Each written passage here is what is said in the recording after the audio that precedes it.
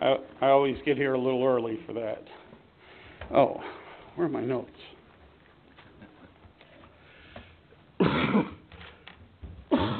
Excuse me.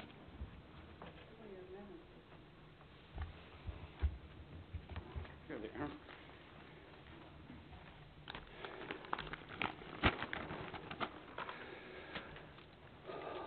Approximately a year ago, I brought in some questions because you said we were not able to ask Quasar directly questions.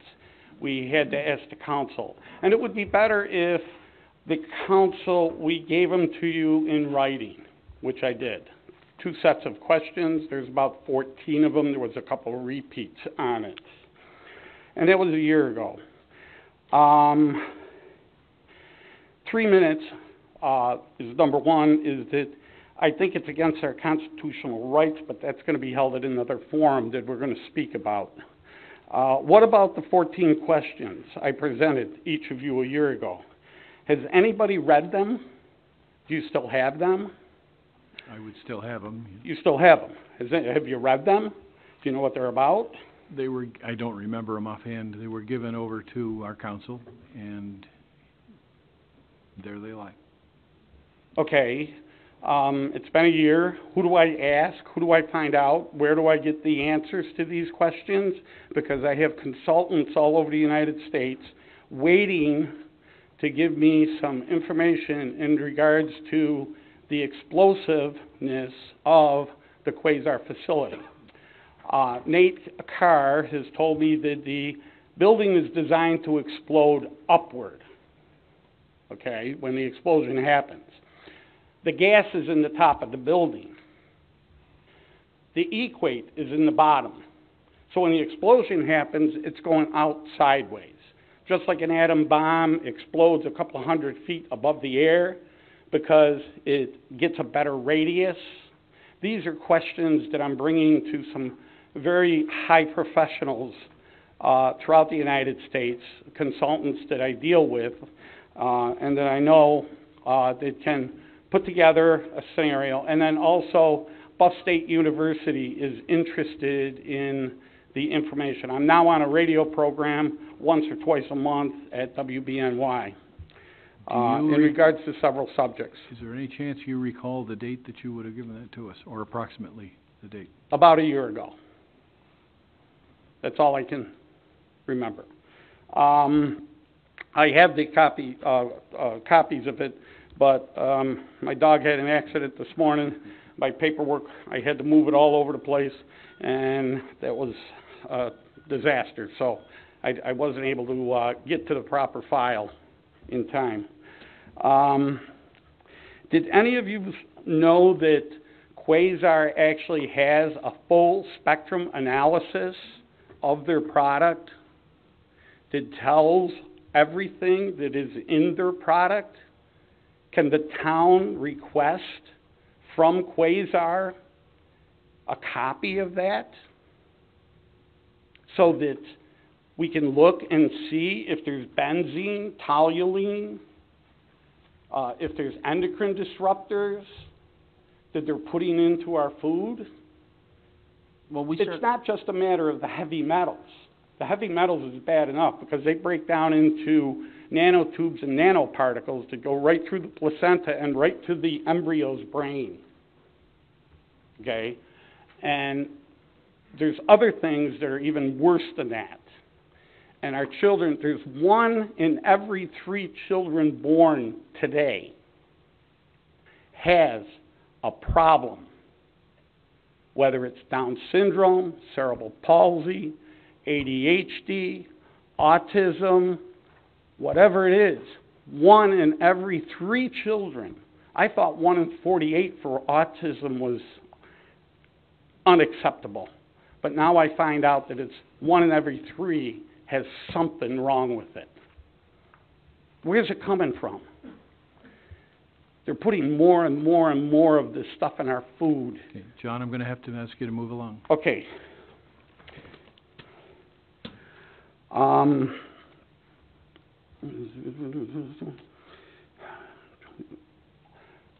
If we could find this out, what the stuff is in there, because they do have a full spectrum analysis, and I was told that by Nate Carr. Okay, thank you. I don't know if you can get that or not. They probably won't give it up. We'll look into it. Evening, Sharon? Can I bring this up to you? Certainly.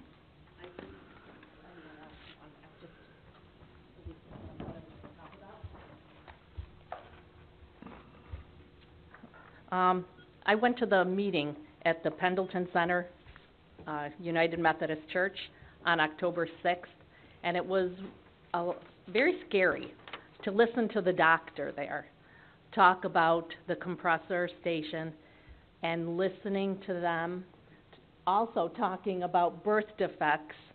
And they said there's between 100 and 300 chemicals that are being transferred between a mother and their child while the child is in the mother's womb. And they were talking about the methane that comes out of these compressor stations. And it was very interesting.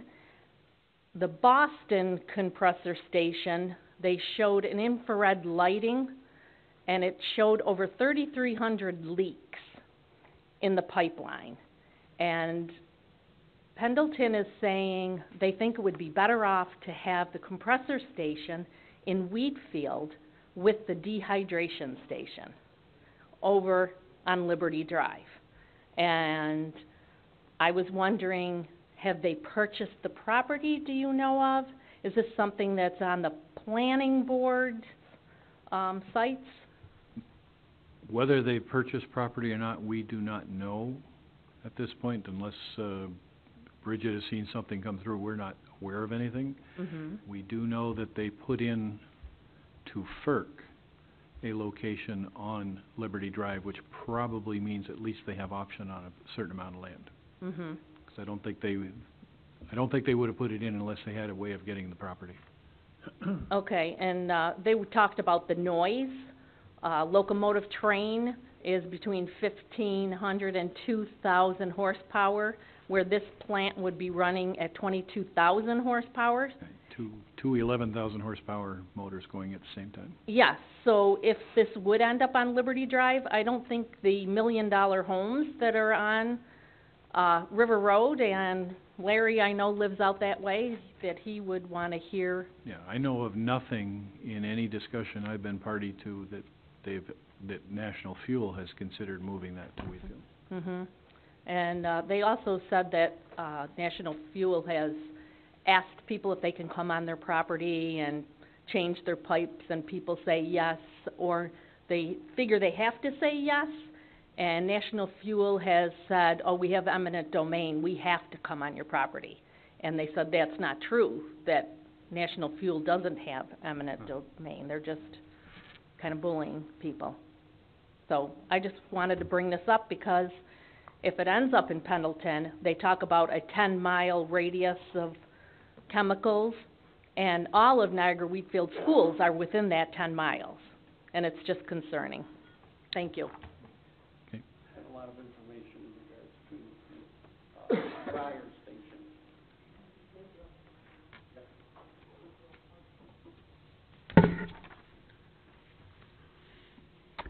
Hi, good evening. I wanted to find out if you've heard from Judge Caruso regarding the... Matt, nothing yet, right? We have not, spoke to Steve Ricca about a week and a half, 2 weeks ago. He had nothing. He indicated to me he would let me know immediately when he had something, and nothing has come out yet. Do you think this is unusual, as when the case was heard, when it was still, our attorney was Mr. O'Toole, he said that they expected a decision in about 45 days, and now we're, on the 4-month range. Is it unusual? Yes, that's my It's question. a little bit unusual. It's not unheard of. It certainly Okay. can take that long, and it's the kind of thing where the judge is going to want to dot his I's and cross his T's, because I certainly think this might be something, no matter which way it ends up, might be appealable, so they certainly are spending a lot of time on it. All right. Any response to Steve Ricca's Ag and Markets letter from July 17th, is it, or 18th? I don't have the original. We have heard virtually nothing. Okay. The one thing that has happened is Matt has sent out the letter to Quasar requesting information on the change in process. Very good. The DEC, I asked the meeting before last, if you would FOIL the DEC for a copy of what they submitted to the DEC to say that they're spreading in Roy Hart, which was in the 18-Mile Creek watershed, was Class A, what they submitted, and I want to know if you submitted. We did FOIL for that from you, and, you know, the response came back that you didn't have it, as you had said, but, you know, we wanted to just make sure you could check the record. So are you going to ask for it, or did you ask for it? I have not as of yet, but planning on doing Do you that. have any time frame? Because I'd really like to check this little one off my box, off my to-do list. I've been asking on it since they spread in August, so.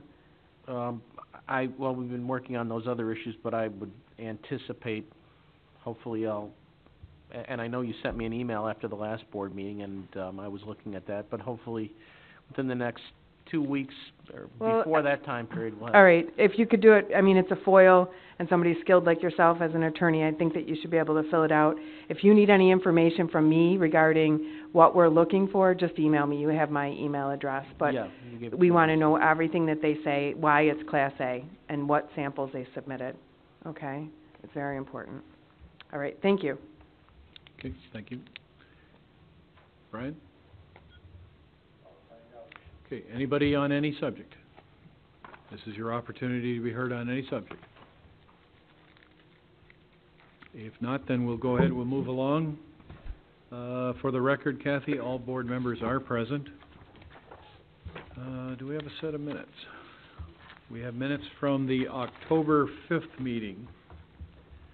Does anybody wish to move those in for approval? I'll make a motion to accept the October 5th meeting minutes. Okay. Moved by Gil, I need a second, guys? Second. Second by Randy. Is there anything anybody wishes to change or discuss? If not, then all in favor of approving these minutes signify by saying aye. Aye. Aye. Any opposed? That's approved. Bill payment. We have a total bill payment of $308,643.86. The voucher numbers are 2015-1980 through 2082. I need a motion to be able to pay these bills. So moved. Moved by Art. Second. Second by Larry. Anything anybody wishes to question or hold? If not, then all in favor? Aye. Any opposed? That's approved.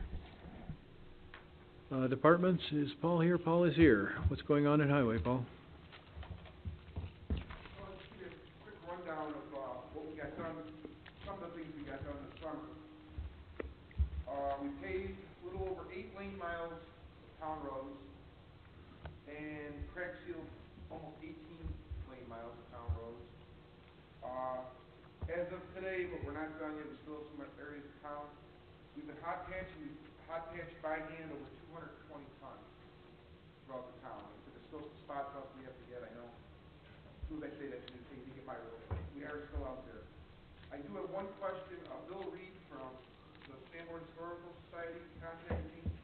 Wanted to know if the town could donate some of the millings that we have. So they moved the old Legion Hall over to the Historical Society.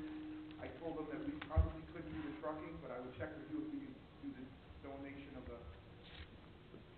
millings. Let me ask you this. If we do the road across the park, the access road across the park that we're going to be putting millings in, will that take all we have or not? There's a big pile back there. It's big, huh?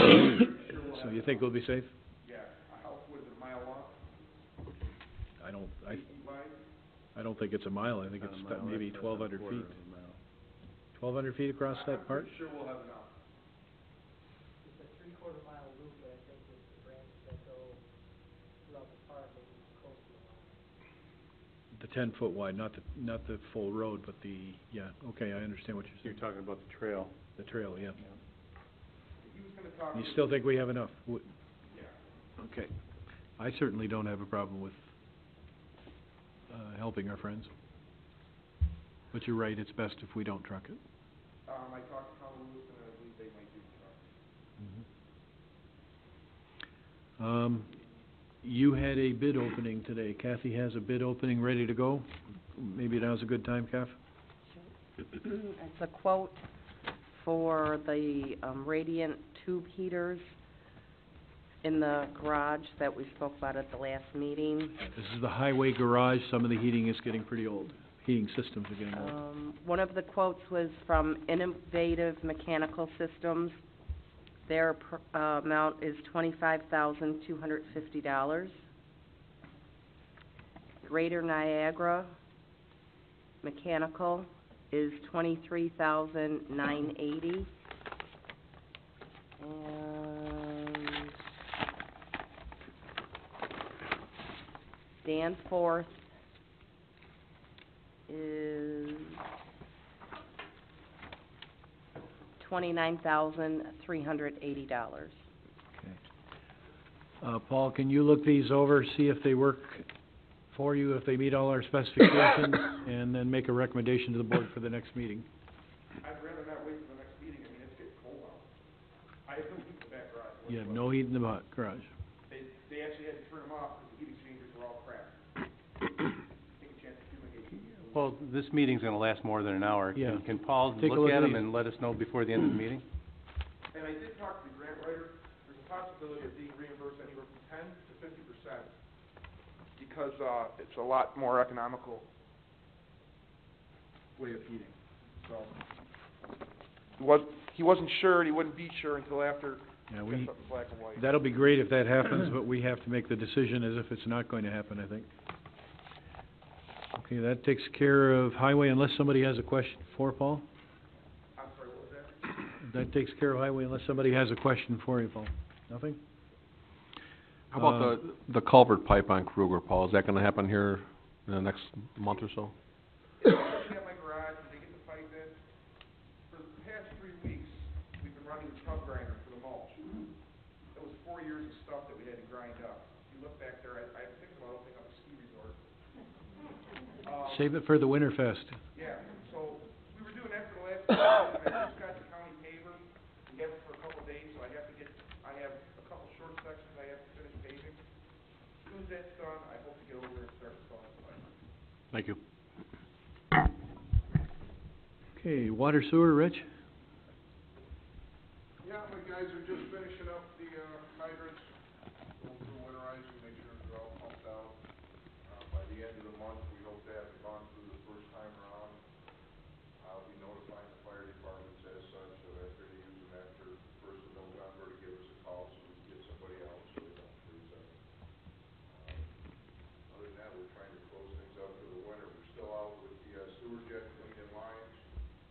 We've gotten a chance to get out more this year than we have in the past 5 years, so hopefully things are gonna stay flowing a little better for us. Okay. If you get a chance, can you get together with Vinnie and discuss that situation with the Pendleton prices for water? Yes, sir. Please. Let's try and get that done. Anything else for Rich? Thank you, Rich. Mike, Recreation?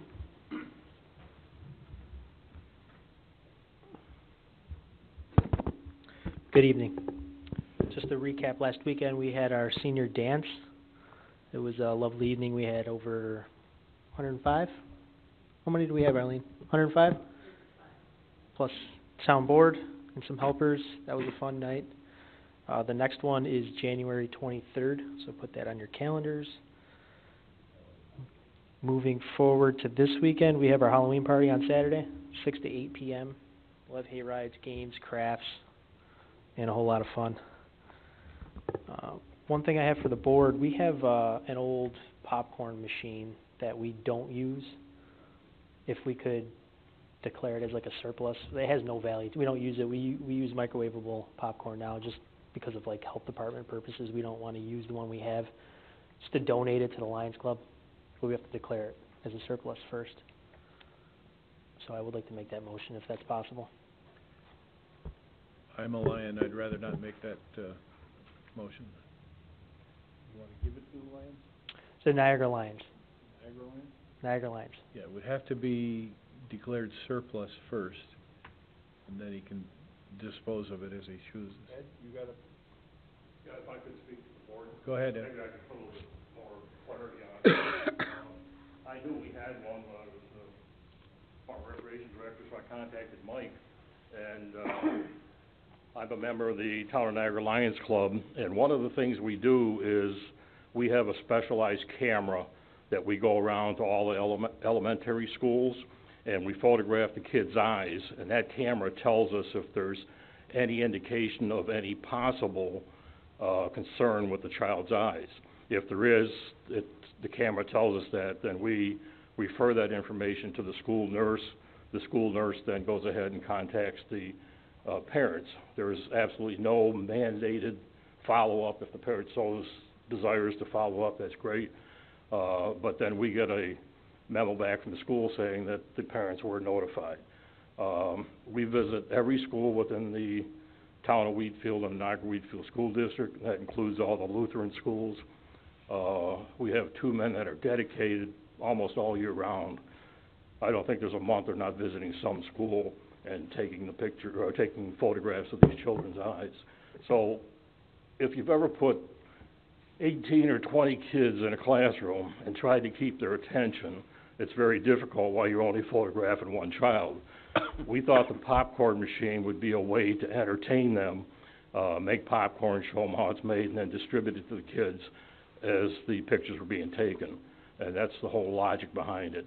Would that be the only use? No, we may use it for the electric lights parade at some time too, but yeah, our main purpose is keeping the other 20 kids occupied while the one child is getting photographed.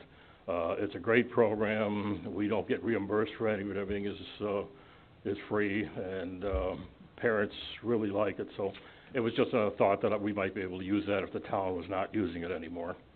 Yeah, it may be important to state that the Lions is not trying to replace the medical profession. No, we are not. But by doing this, they might just catch something earlier than a parent might get a child in to see a doctor. And if they see it, that's all you do is you tell the parents, and the parents then take it from there. And it's strictly voluntary. The children or the parents are not mandated. They have to have their child photographed. There is a form they fill out allowing us to go ahead and take the pictures. Yep. Any other question? Yeah, just one quick one, and I don't want to direct it to you necessarily. I want to direct it to Richie. Richie, does this violate any HEPA laws you're aware of? Prior approval from the parents? Okay. Because it's a medical record. Right. That was my concern about the liability. Yeah, they have to sign off before we go ahead. That's fine, okay. Thank you. Thank you. Okay, gentlemen, does anybody wish to make the motion to declare the popcorn popper surplus? I have a motion. Do I have a second? I'll second. Motion and second. Anything on the question? All in favor of declaring it surplus, signify by saying aye. Aye. Aye. Abstain. Thank you. Next, we had a couple of staff members at the youth center move on to full-time positions in the field that they studied in college. So we would like to post 2 positions for recreation aid to fill those spots. Do we need a motion, Matt, to do that? Or can we just tell them to do it? I think we can do it at this point, for the vacancies, and may have to review it.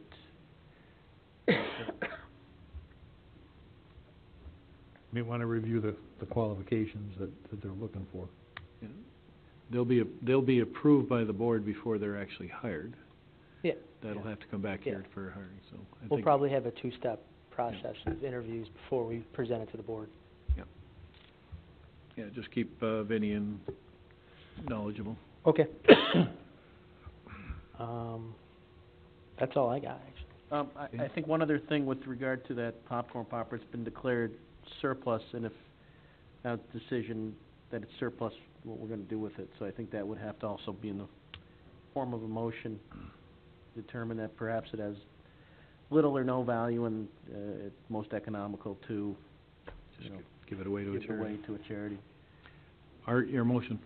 So move, I'd like to make a motion that we declare the popcorn maker surplus.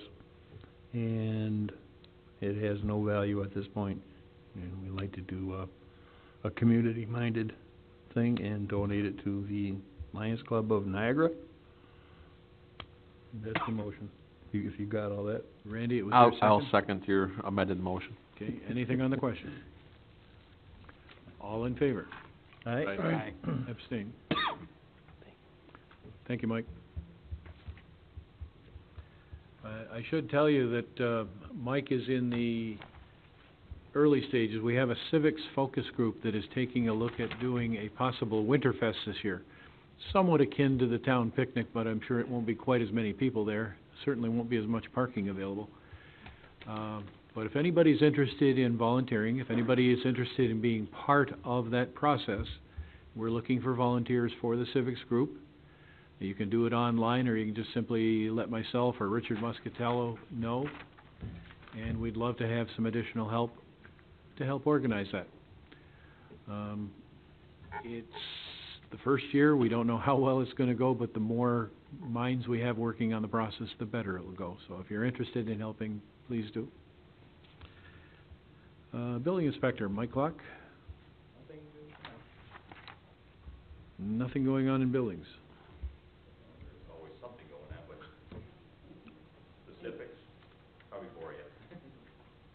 Bridget?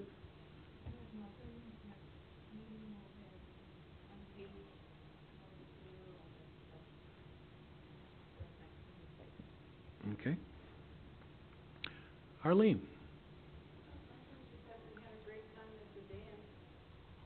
It was a good time.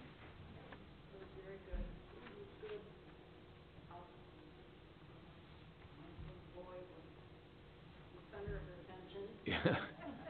He was the best worker in the group.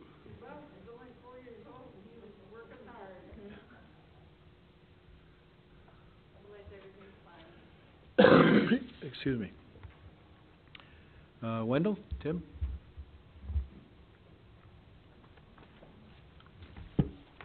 Thank you. First item on our agenda this evening is our planning board summary, and that is only from the first planning board meeting in October, as we haven't had our second one yet. That'll be this Wednesday. And basically everything we're going to talk about you've heard about before at previous summaries, so I'll try to go through them quickly. The first item was the site plan for DePaul Aero Apartments. That proposes to construct a 60-unit, 3-story apartment building, and that's at Williams Road at the LaSalle Expressway on-ramp. A negative declaration under seeker was issued during this meeting, and the planning board subsequently approved the site plan with noted conditions and contingent upon engineering review. The second item was a site plan for Bridges Chiropractic. And again, that applicant proposes to repurpose an existing house at 2783 Niagara Falls Boulevard into a business that specializes in chiropractic and alternative healthcare treatment options. The applicant discussed the fire advisory board review comments that they had received about their bridge across Sawyer Creek. The planning board requested that the weight limits of the bridge be posted. The applicant is continuing this design of their site, but requested this interim review with regards to their bridge prior to proceeding. So no other action was taken. The next item was a sketch plan for Finger Foods products. The applicant proposes to construct a 33,320 square foot office warehouse on a parcel in the Indicon Industrial Park. The site would include 2 entrances off of Indicon Drive West, one for employees and one for trucks. The facility will include both production and warehousing space. The applicant was advised of several items to review before their next submittal. The planning board did declare lead agency status and began a coordinated review under seeker. The planning board also requested that Wendell provide assistance in the coordinated review process. No other action was taken. The next item was a site plan for Gateway Center. This applicant proposes to construct a 50,000 square foot pre-engineered metal building on Indicon Drive West. It's actually right across the street from the Finger Foods products facility we just spoke about. The building would be used as a warehouse for medical supplies, specifically for first aid kits. The applicant was advised of several items to review prior to their next submittal. The planning board also declared lead agency status on this project and began a coordinated review under seeker. They also requested that Wendell provide assistance with the coordinated review process. No other action was taken. The last item on the agenda is a seeker decision for the Bridgestone foam manufacturing facility, which is almost in the same location as the other 2 projects. The planning board actually began the coordinated review for this project under seeker at their September 2nd meeting.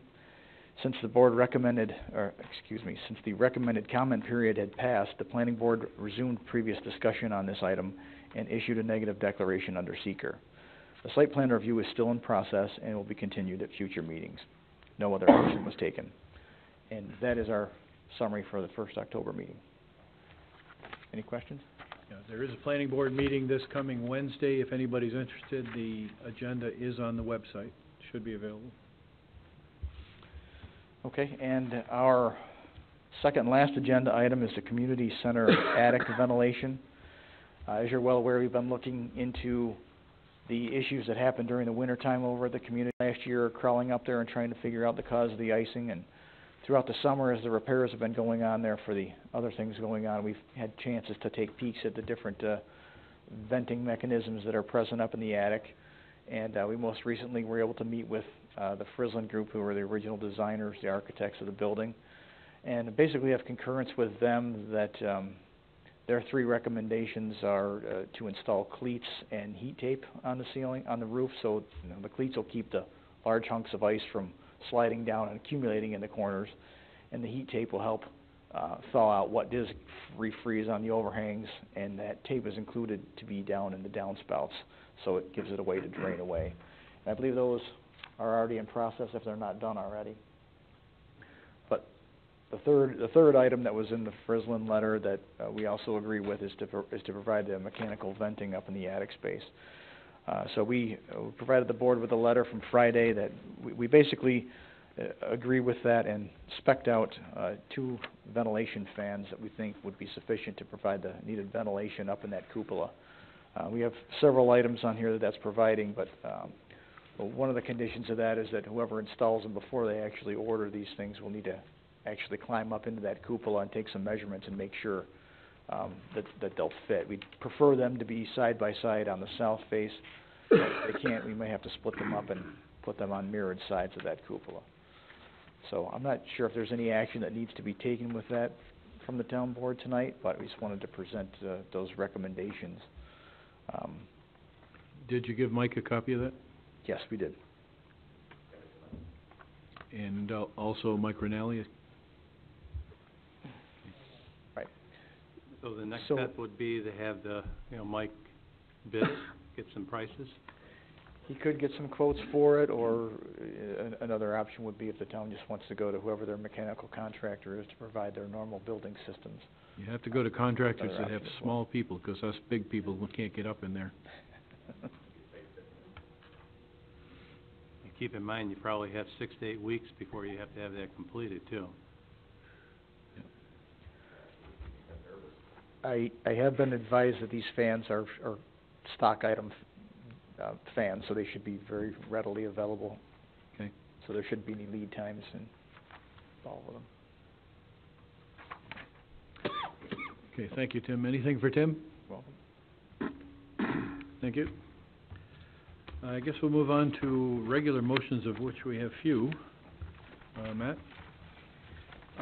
First motion is to approve changes to the 2016 budget for the general fund, increasing and or decreasing budget appropriations, estimated revenues, and appropriated fund balance for various accounts as set forth in the schedule as presented in the agenda packet. A somewhat long-winded schedule. Does somebody wish to move this in for approval? So moved. Moved by Gil. Do we have a second? I'll second. Second by Larry. This is one change making to the budget. There is the opportunity for other changes after this. Is there anything on the question? Just a quick question on the police constable equipment. Is that for a radar control speed sign? That's not in this page, is it? Yes. Okay. And then there's a chance that we're going to have some funds coming through to help offset that from, like a grant. Hopefully. Can that take a picture picture and give a ticket also, like they do in Arizona? You can't do that in New York state law until the state government makes a change to allow that. Okay. There was discussion about doing that with stoplights. I think they actually did a test case down on, maybe Long Island, 6 years ago. Normally, New York state law requires you to know the operator. You're charging the operator, not the car. And when you take a picture, you're charging the car, the owner of the car. So it's not normally allowable unless or until the state legislature and the governor make the change. In Arizona, they have these SUVs that the camera goes up in the air, it takes Yep. a picture down, it takes the speed coming and gets a picture of the driver with the license plate at the same time. It hasn't been authorized in New York State, though, yet. Oh, all right. It was like 5 years ago they did a test case, right? I think they did, but it was gonna go to the legislature to determine, several issues besides identifying the person, but the right to confront your accuser and things of that nature, so they've making a decision on several fronts as to whether or not they're gonna allow it. I think it's in Texas that they actually do quite a bit of that, but I think that's primarily stoplights. Okay, we have the motion, we have the second. Anything further on discussion? Yeah, if not, then all in favor of changing these appropriations in the budget signify by saying aye. Aye. Aye. Any noes? That is approved. Matt? Next motion, to authorize the Town Highway Department to purchase an 8-foot stainless steel snowplow blade with installation included in the price on one of the Town Highway Department pickup trucks. Quotes were requested, 4 bids were received, with Niagara truck equipment being tied for the lowest price of $4,300. Said purchase is to be paid from the Town Highway Department's new equipment line budget. So move. Okay, I'll go ahead and second with the question of which truck is this going on, Paul? Dodge pickup, 2012. And what would it be used for? Cleaning up cul-de-sacs, turnarounds, my driveway. Just kidding. This driveway or that driveway? My driveway on Ward Road, parking lot. Okay, anything further? Anything further on the question? If not, then all in favor of purchasing this plow signify by saying aye. Aye. Aye. Any opposed? That's approved. Next motion is from the Fire Board. It's a motion to pass the resolution as follows. It is the intent of this resolution to make available the coverage provided by General Municipal Law, Section 209-11-B, whenever a volunteer firefighter of the Adams Fire Company, Bergholz Fire Company, Frontier Fire Company, St. Johnsburg Fire Company, and the Shawnee Fire Company Fire District provides services under the General Municipal Law, Section 209L, when there is no jurisdictional officer in command present, such volunteer firefighter shall be entitled to the coverage under the Volunteer Firefighter Benefit Law, coverage provided by the Town of Wheatfield Fire District for the provision of such services. Upon the arrival of a jurisdictional officer in command, such volunteer firefighter shall report to such officer and offer his or her services to assist with such fire company or fire department. If such offer of assistance is not accepted, then the volunteer firefighter or of the Adams Fire Company, Bergholz Fire Company, Frontier Fire Company, St. Johnsburg Fire Company, and the Shawnee Fire Company Fire District must immediately cease providing any additional service at the scene of the emergency. So moved. Moved by Gil, I'll second. second by Randy.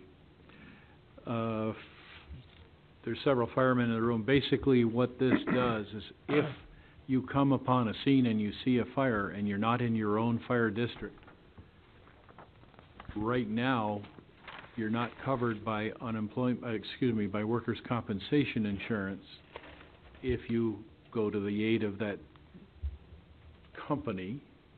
For example, Rich, who's St. Johnsburg, sees a fire at his building, which is in Adams territory.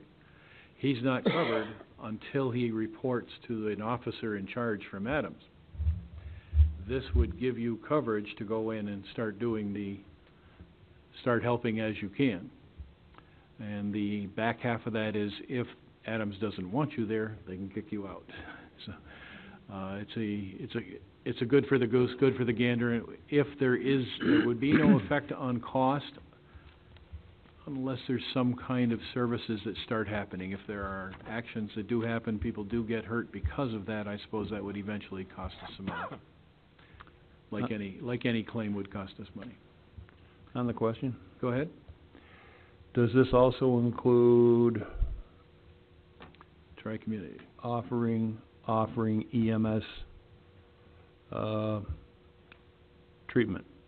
I think You drive by, somebody's having a heart attack, the guy's laying in the street, guy from Adams goes into Johnsburg's territory, sees a guy laying there, he starts working him up. He's doing CPR. Is that Good Samaritan, or is, because he's a volunteer fireman, now this is enacted on him? Well, question is gonna be asked, it could be brought up. Do any of the It can be firemen, tricky. Jerry, do you know, or Paul, anybody know whether that covers ambulance services as well? Yeah, same thing with Scott? Tri-Community, come cruising through. Because Tri-Community covers Johnsburg and Burkeville, Yeah, but they don't cover Adams, cover Adams, Frontier, Shawnee, nope. So what happens? They come across an MEA. They start Okay. delivering immediate care. What happens? I don't think this covers enough. That's a really good question. I think that's covered by the Good Samaritan law It anyway, may right? be, it may be. I don't know. But if you were to get hurt Right. while offering services, I guess would be the question. That's Correct. what we're talking about here. Brian, do you know? I thought it was, when we went at the fire, I thought it was for all, anything related, EMS, fire, MDAs, Do we, anything that we, you know, do we need to add the ambulance services to this as well? Shawnee has its own ambulance service, the other all uses service. doesn't say anything about just being a fire in No, this just says services. Services? You provide services, Services or EMS also. yeah. I don't believe it's limited to fire, it's Right, I any think you're type of right. emergency, but, as far as for services provided and then liability for some sort of negligence or doing it inappropriately, that we have Good Samaritan law. Each fire company may have their own independent insurance that may or may not afford coverage, but this is more if you stop to render aid and you are then injured for whatever reason as a result of that, that as long as you are there until you're told not to, or when the other originating or the fire company that's in charge arrives, you say, I'm here, they say you're done here, then you continue to render aid, then you may not, if you get hurt, you may not be covered if you get Okay. hurt. Yeah. I'm just wanted the point of clarification. Yeah, I don't- Everybody understands it. Jerry? well, the part of our district borders against, North Tonawanda. I mean, a prime example is, Shawnee and, that little section right there. If something happens on one side of the boulevard, it's North Tonawanda, if it happens on the other side. Yeah. But there's a lot of firefighters that go through that, up and down the boulevard. Now, if you see an accident, what's the recourse if it's a North Tonawanda call? That's a really good question. That's probably something that needs to go back to the Fire Advisory Board. I would suggest we go ahead and prove it as it's written, and maybe Matt can talk to, I think Mark Kasperzak is still the head of the Fire Board. Yep. And find out and clarify it in the future. If we have to add to the motion, we can add to the motion. Yeah, there may have to be some intermunicipal, sort of reciprocal resolutions, because we can only obviously pass for the town of Wheatfield. And so if someone from Wheatfield crosses the border, they may have to have something to that effect, and that's something we'll look into, Is but. there something in the county mutual aid plan that would cover this? Go ahead, Jerry. The other part of that is, Ellicott Creek. What happens on top of that bridge, the dividing line in the Yep. canal, one side is North Tonawanda, one side is Adams, the other side is Ellicott Creek. Right. Now, we have mutual aid between both Adams and Ellicott Creek. When there's a 5-car accident on that bridge, and I was on the other side of the bridge, the Ellicott Creek side, and I was giving, EMS Well, you, services on the other side. you're covered if you're acting on behalf of your company. It's if you're in the other guy's territory, that's where the problem comes. But that's what I'm saying is, if it happens, and Adams did get called in as mutual aid on that call. Yep. But I would witness the accident. It was like 5 cars. Yeah. Well, I think it's probably, I think we can certainly pass it the way it's worded and then modify it if we need to. This is the way it was suggested to us to word it by the fire board. And So this, why don't we do it that way? yeah, and this is the way, it's, throughout the state, it's recommended to be passed, at least within one municipality with several different fire companies. Interplay between different municipalities, we'll have to look into that, but definitely, to keep the fire companies in this town, with any interactions with people before the originating fire company gets there, it's important to pass this now here, and then we can work on what we can do with other municipalities down the road. Well, I guess my recommendation is to pass it the way it is and then ask questions and modify in future if we have to, Matt. That's my recommendation as well. Okay, then, anything further on the question, guys? If not, then all in favor signify by saying aye. Aye. Aye. Any opposed? That's approved. Is that it? That is it for the motions that I have currently. Okay, gentlemen, before we move on, are there any other motions that anybody wishes to make regarding the budget or anything else?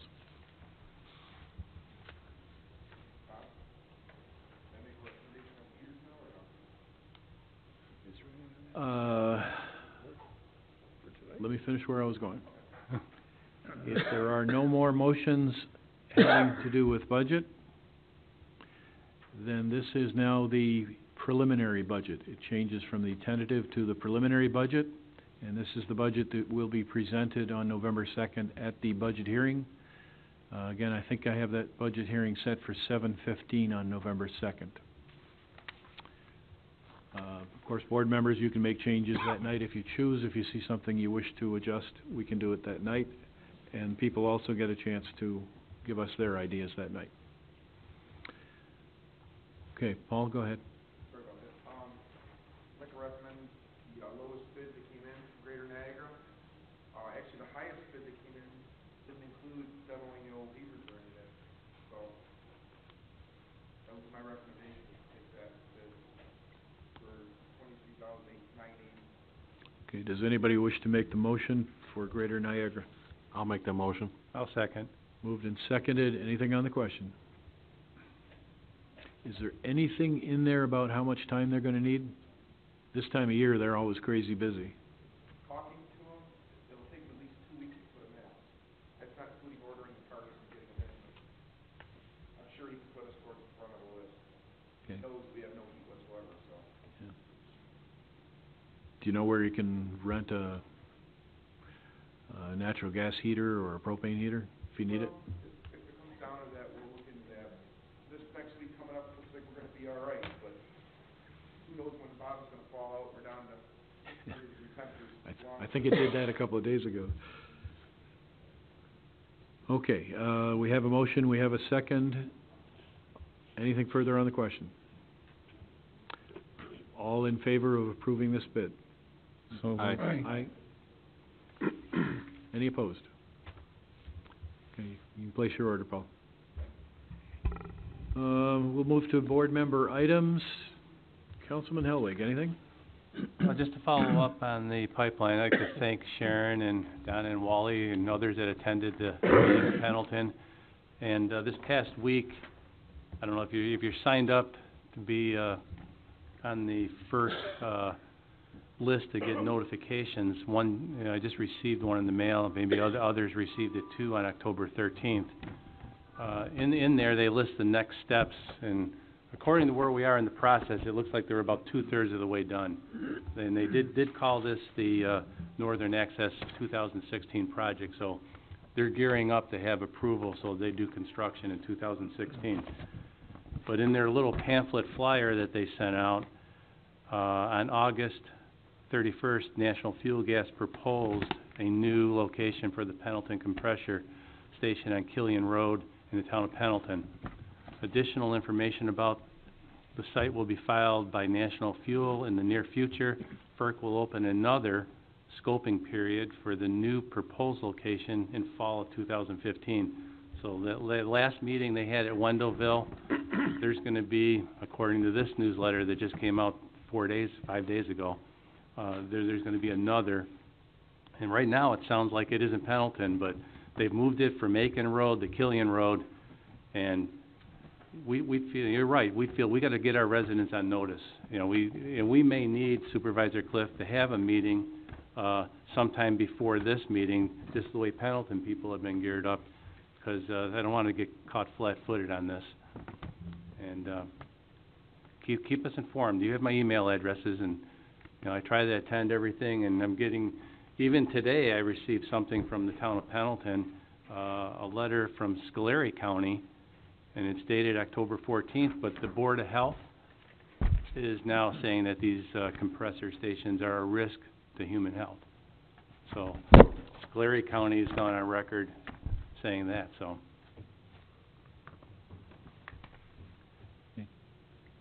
Happy to hold a meeting. If people want to hold a meeting, I'll be more than happy to put it together anytime. We do have the community center available. We have this room available. We can certainly do it if folks want to do that. I know it's still pending where they're gonna place everything. Right now, you know, the compressor stations in Pendleton, the dehydration station, according to National Fuel, is off of Liberty Drive, but that hasn't been approved yet either. So, everything is, you know, they got a moving map. Their maps are changing daily, weekly, monthly, so it's a moving target, so we have to keep vigilant on this thing and, you know, keep everyone informed.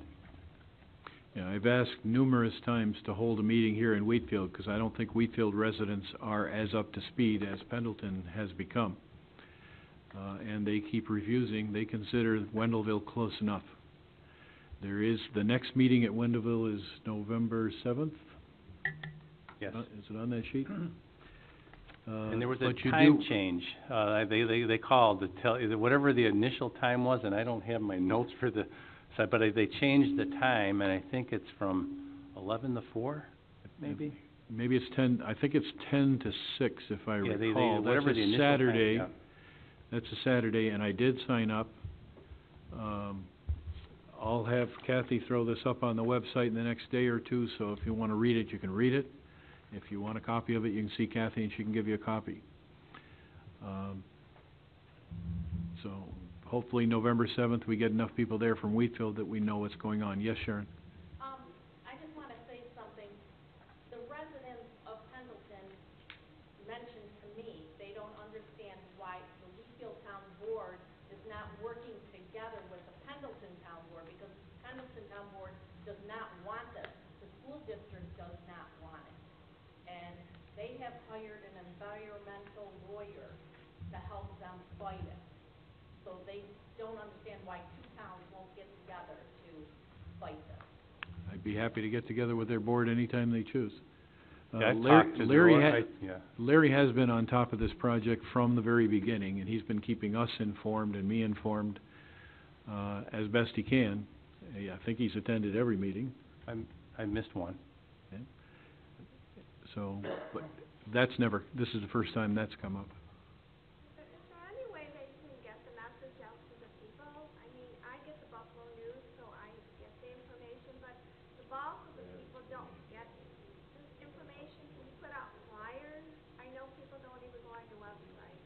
It's nice now, but before it wasn't too good, but now it's workable. But people don't know about this. Neither do we. Some of these meetings that they had at Pendleton, I didn't know about it until some of the Pendleton people called me. And I read it in the paper. So like I said, a lot of people do not read the paper. You put out flyers? I mean, you guys are all proposing you want to run for office, you want to be in office. Can't you put something else? Well, you're putting out money for your signs and stuff. we've had pretty limited concern here in Wheatfield on this project. I've gotten, I think, 2 or 3 phone calls from people over Wild Wing. I think one was Fritz Road, a woman on Fritz Road, So there has been some concern from them, especially when it moved to Killian, because now you're within half a mile of Wheatfield. There has not been an outcry for Well, there's been announcements. Councilman Doucette and I flyered probably 300 or 400 flyers along Town Line Road, Shawnee Road, behind the mall, River Road, concentrated a lot in Nottingwood and a lot of the Shawnee area. And after doing that and going to the Pendleton meeting, I don't think there was 2 or 3 people from Wheatfield that even got excited about it. So we flyered 400 houses, and I think it got 2 or 3 people to the meeting. Mrs. Frert.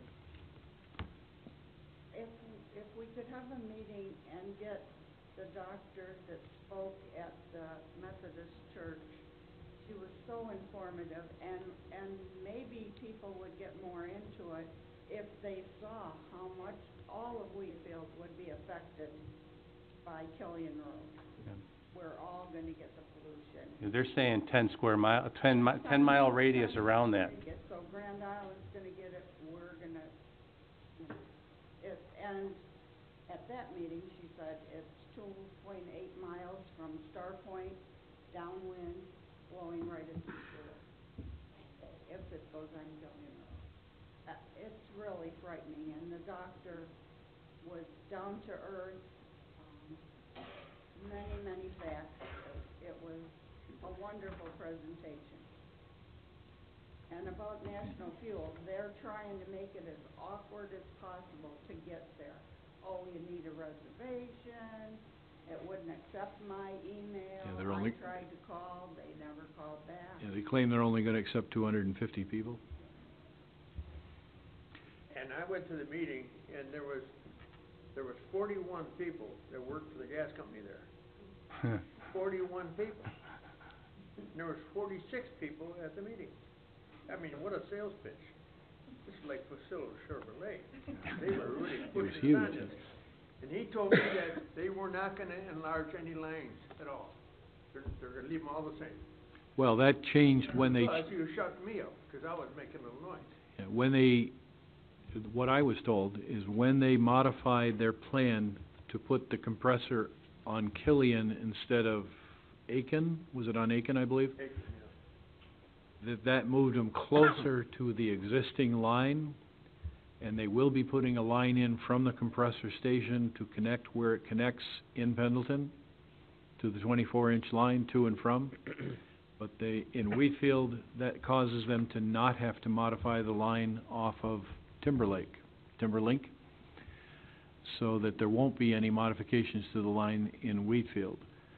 They still do intend to put the dryer here in Wheatfield, and that would take a line going underneath the railroad tracks and back to get the dryer station where they're intending to put it.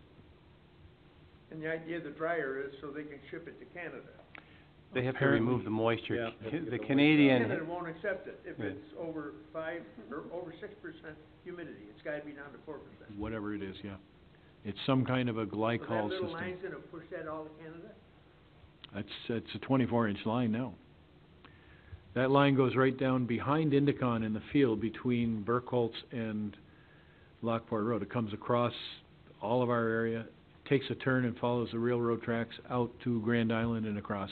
So put us at risk, so they can get money and Canada can get cheap. Well, the original Empire Pipeline came from Canada, so we originally had Canadian gas. Now we're shipping it to Canada, but what got mixed up in this whole transaction was now they're putting all the fracking gas is coming in, and when you frack, I guess there's moisture in that. Now, Canadian government won't allow it in Canada with too high of a moisture content. So they won't even allow fracking in Canada at all. No fracking in Canada. That's John? why And I heard it's going to a cryogenic plant to be shipped overseas, but Pennsylvania's making the money. Why don't they dry it to send it to them over into Canada? Why does it have to come in our That's a good backyard? point. New York State ought to raise our moisture level.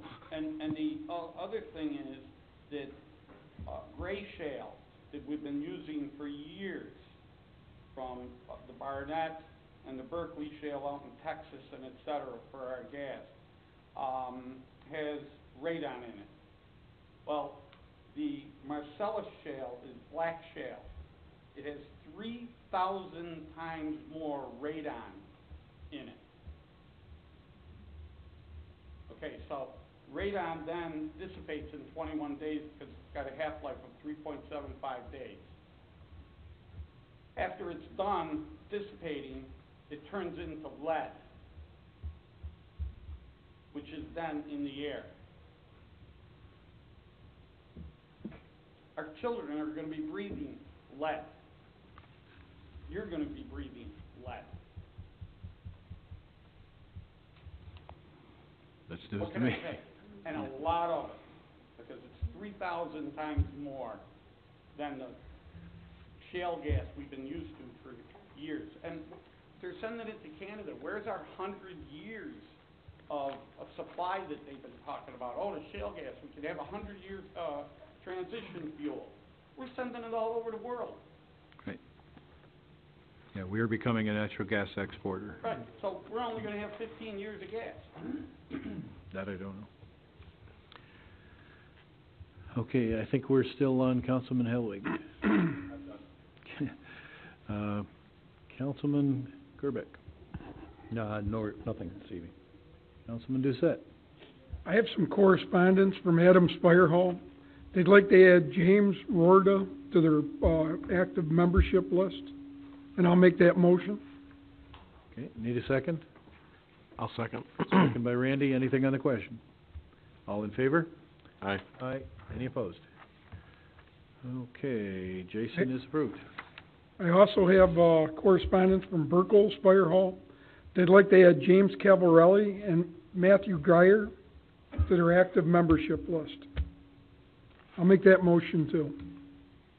Okay, second by Larry. Anything on this question? All in favor? Aye. Aye. Any opposed? That's also approved. And that's it. Okay, Randy? Agricultural focus group meeting will be, I believe, on the 27th at 7 p.m. Anyone's interested in the community center. That's all. Okay. Are we getting close to looking at approval of that? Is that what this meeting is going to do? I was going to ask, where do we stand? Are we ready to accept the plan? It's when your group is done with it, then it would come to us, and Well, then then we I'll- have to review it. Yeah. We'll do that on the 27th. We did talk about Robin's message board, that there's some money in there for next year. Is there any reason to order that this year? Robin's unfortunately not able to be here. There's really not much of a reason to have that in the wintertime, right? So I guess we'll leave that. And I don't have anything else at this point.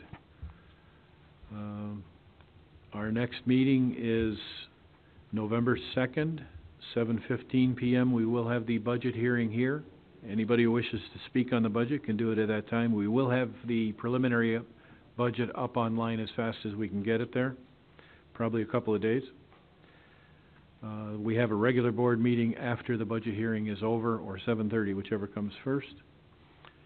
And we're back to public input, so anybody that wishes to speak? Sharon? I have a question. When can we see Wendell's agendas on the notes again? Online, if you look, they attached their agenda to our agenda, and we haven't been able to see that for a while, and I'm just concerned that on their agenda, Cobblestone will show up, and I won't see it. Kathy, we get that on either Wednesday afternoon or Thursday morning usually, right? Do we put it up online? We put motions up, we don't put all of their pages up. You did back on April 20th. I just picked a date, and it's here. And the agenda is 24 pages long. Yeah, that typically wasn't put on. I'll talk to Don and ask him, but typically it's not, it's just motions. Because that's not an agenda, that's their report. Okay. So he may have uploaded the whole thing instead of just putting the piece up he was supposed to. Mm-hmm. Okay, well, I just wanna make sure I don't miss out on cobblestone. You won't. If There is if there's nobody, anything there, there I'll is email nobody you. on this board that's gonna allow cobblestone to sneak by. Okay. Right. Thank you. It'll be public. Their motions are on there, Sharon, on a regular basis. The motions are on there. Right. Thank you. I was just looking at the planning board, agenda for tomorrow night, and I noticed, driftwood is on it, and I guess, you know, that with the limited information on there, what I could follow along behind, they want to expand, is that correct? Correct. Okay. What I don't understand why they need to expand is, I have a friend in the hospitality industry, and in Niagara County, there's an excess of hotel space. So it's not like they're booked every night. I've driven through the driveway there about twice a week when I'm in town. There's 2 cars there, same 2 cars. One's Ohio, the other one I don't remember what state it was from. It doesn't seem like they're at capacity that they need this. Now, the other interesting thing about that is, first of all, I think that they have an opportunity to maintain their property a little better. That bothers me, but I tend to be a little bit of a neat freak about the outside of my home and properties. But I went on Expedia and Priceline and everything, and guess how much you can get a room there for? No clue. $45 a night. Weekly rates even cheaper. So if at $45 a night or weekly rates that are even cheaper, they can't fill that place, I don't understand why they need more. I don't understand it. And I don't understand if they have a long-term plan of, you know, bringing in people or what the deal is here, but I don't understand why they need more. And I really think that they need to be held accountable to maintain that boulevard or their property in a pristine fashion, since it is on the corridor of Wheatfield and it reflects on our town. Seriously. It really, I wish you could do something about it. And I don't see the need to expand. And if you go on the hospitality statistics, the only hotel in Niagara County that is consistently sold out is the casino in Niagara Falls. So we don't need any more space unless we know of a whole bunch of people that want to come over here and go shopping and pay $45 a night. But based on the budget, the sales tax is down, so I'm assuming that there aren't an influx of people. The economy is swinging back the other way. So I think that we need to be very careful about approving more rooms, and what that will do to our boulevard, the aesthetics of it. Thanks. You should go on TripAdvisor. No, honestly, it is rated so poorly that they keep driving by. It's a hole in the wall. They offer breakfast. The doors are locked. There's no breakfast. They're not looking for tourists. Yeah. No. Everybody knows that. Yeah. Look, I just remembered that a month and a half ago, I was here about the 178 million gallons of sewage that was flushed, raw sewage flushed into the Niagara River, and residents along the Niagara River put up weeks of putrid smell and putrid material washing up in front of their houses, and people unable to use the waterfront. The beaches were closed most of the time during the summer. Most of the beaches were closed and they're closed. We're going to close them. You had were quoted in the Sun as saying that you were going to look into this because you were aware of a new Ron Losian, et cetera, and that there might be something or some way of notifying if this happens again. I'm pushing for these people to be arrested and prison. Well, every sewer plant in this area, including Niagara Falls, including the one here in Wheatfield, has times when they do have to do spillovers. Not spillovers, these were flush-throughs. Well, here in Wheatfield, the Niagara Sewer District number 1 does limited screening, but still has, when you get 50 million gallons of water and you can only handle 14, your options are pretty limited. Oh, yeah, I understand it. What happens when that happens is, what I found out is that there is a website out there that you have to report to, that if it was Wheatfield sewer plant, that they report to that site and they have to report to the sites next to them. But they do not report to the town, so we would have to guess, and we would have to go online, find this website, and find out if somebody did do a spill out. So there's no easy way to find the information. I did check with, I can't remember his name, Tom Blodgett, the executive director here in Wheatfield, and Tom did tell me that there had been a spillover, that they were aware of it. But Seven wastewater treatment plants did a flush through. Yeah, it wasn't. Not a spillover. That it was downstream. I guess upstream. Upstream, yes, towards Lake Erie. Upstream, but right. flowing up. Up towards, all the way to Pennsylvania. There were 7 wastewater treatment plants that actually flushed their plants out and cleaned them out and got all the stuff out of the corners and all the putrefied stuff, and it all came down the river. Yeah. And it's been coming down, and there's floatables still coming down the river. I guess what I'm saying, John, is I was told there is no system in place to notify the towns when this happens. We would have to know that it's happening and go online and try and find out. Well, you don't get notified. All of a sudden you have your child. Okay, just a sec. Rich, do you get notified of spills? No, the only way I go on is I have to go on the EC website to see who's had. Yeah, but that's what I was told. This isn't an overflow. This was this was a flush through. An overflow is they're putting as much through the plant as they can possibly put through, and then they have an overflow, okay, that they can't handle it. Okay, they waited for it, they backed it up, and then they let it all rush through the plant as high and as fast as they could.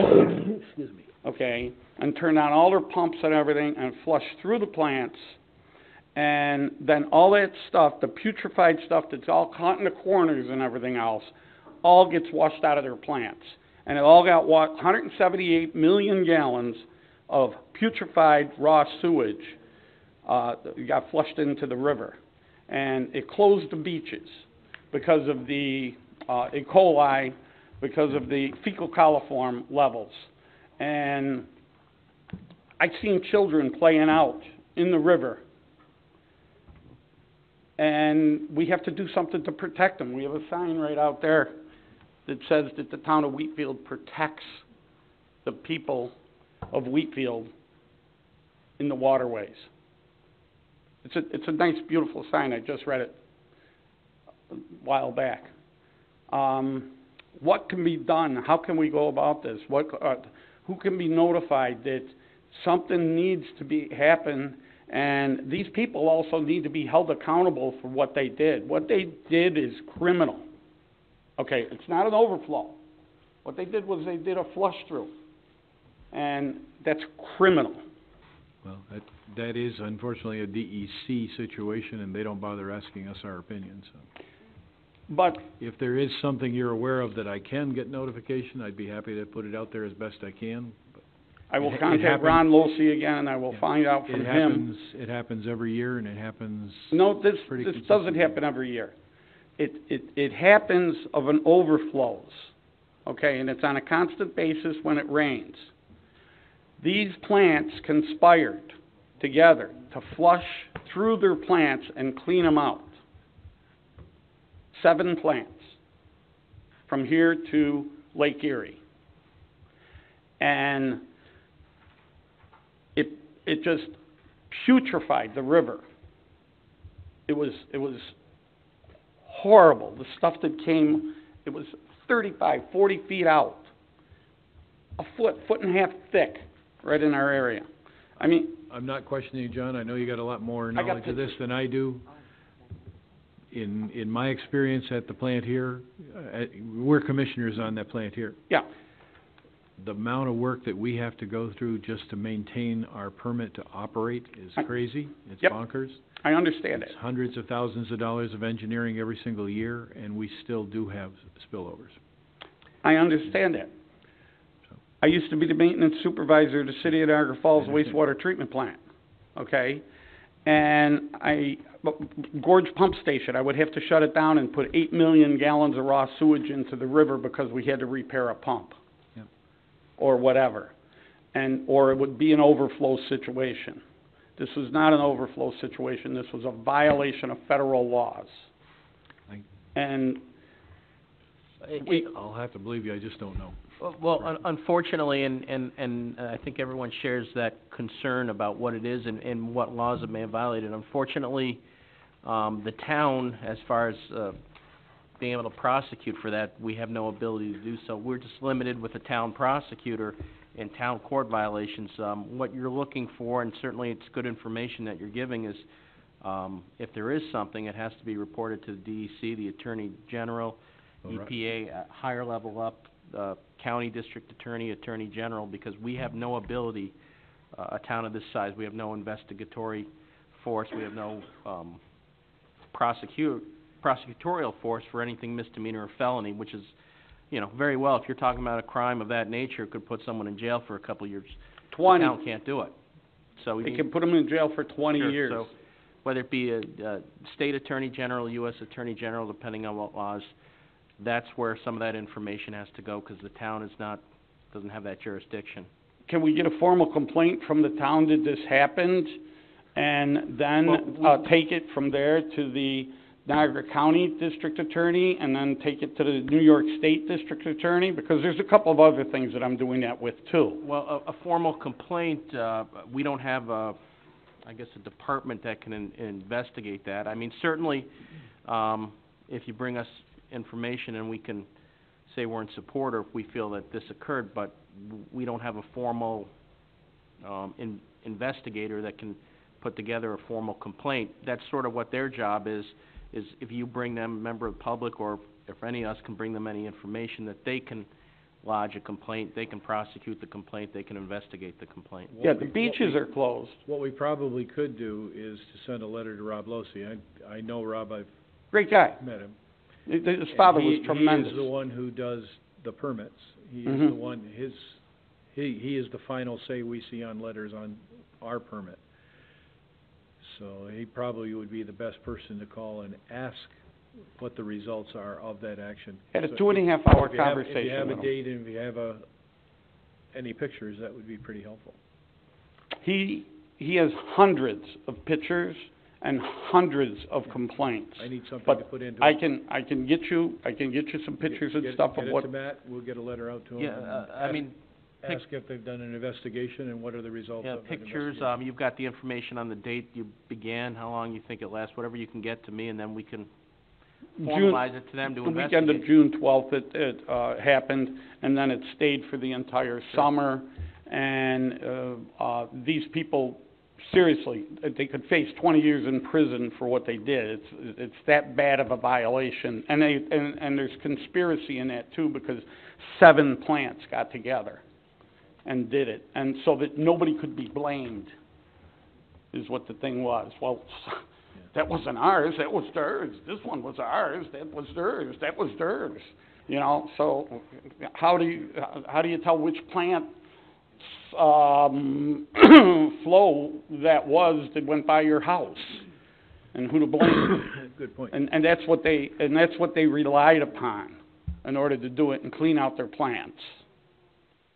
So There is a move on at the state level to try and cut down these flows because they're causing problems with the algae in the lakes. Oh, yeah, well, that's on the overflows and stuff, and that's with the Buffalo Sewer Authority and the overflows and things that are happening there. I'm very well aware of all of that. But these were direct violations of federal laws and flush-throughs. Like I say, there's a big difference between an overflow and flushing through putrefied. Yeah, okay, John. Okay? Thank you. All right, I don't think there's anything further on my part. Does anybody have anything further? Ed? Yeah, I just want to take a quick moment to thank Mike Fidelity and Tom Ward for the generous donation tonight. Certainly get the appreciation. Okay. Remember, it's a donation with no value. Okay. If nothing else, I'll entertain a motion to adjourn. I have a motion, moved and seconded.